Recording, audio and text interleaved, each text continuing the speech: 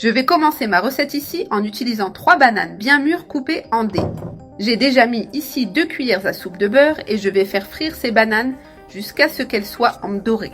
Les bananes sont déjà bien frites, avec un arôme délicieux qui emplit la cuisine. Maintenant, je vais prendre une cuillère perforée et je vais retirer toutes les bananes avec précaution.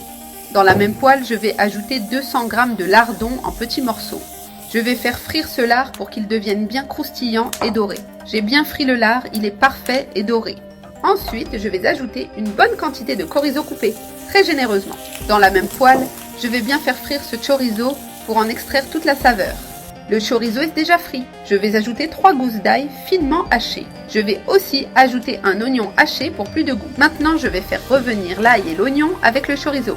Je vais les faire sauter jusqu'à ce que l'oignon soit transparent et tendre. Maintenant, je remets le lard dans la poêle. Je vais tout mélanger en m'assurant que les saveurs se marinent bien. Mélangez tout doucement, les amis, pour que ce soit parfait. Maintenant, tout est bien mélangé, formant une base délicieuse. C'est déjà délicieux avec ces seuls ingrédients. Ce sont des ingrédients de qualité, ceux qu'on aime toujours avoir dans la cuisine. Ils sont simples, mais transforment n'importe quelle recette en quelque chose de spécial. Maintenant, je vais ajouter la farine qui donnera la texture parfaite. Ici, j'ai 2 tasses de farine prêtes à être ajoutées. J'utilise de la farine de manioc, idéale pour ce genre de recette. Mélange bien en enrobant tous les ingrédients. Regardez comme ça devient délicieux, les amis. Le secret ici est de bien mélanger tous les ingrédients. Ainsi, tout est bien intégré et savoureux. J'utilise de la farine de manioc, mais tu peux varier. Si tu n'as pas de manioc, utilise de la chapelure ou une autre farine. L'important est de s'adapter avec ce que tu as à la maison. Ça reste toujours délicieux.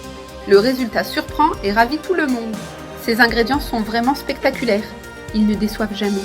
Maintenant, je vais ajouter des herbes fraîches pour la couleur et l'arôme. J'utilise de la coriandre, mais tu peux utiliser du persil, de la ciboulette ou ce que tu préfères. C'est selon ton goût. Choisis ce que tu préfères. Moi, j'adore la coriandre parce qu'elle donne un goût spécial. En plus, elle rend la recette plus colorée et jolie. Regardez comme c'est beau. Ça donne envie d'y goûter. Ça apporte une touche spéciale et du charme à la présentation. Cette farofa est parfaite pour les déjeuners en famille.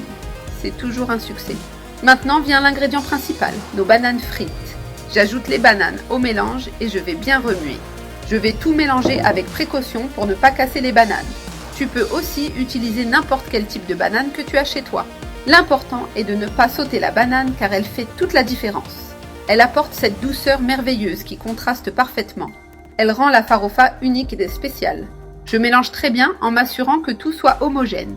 J'organise tout bien dans la poêle. Et regardez ça, les amis, quel spectacle!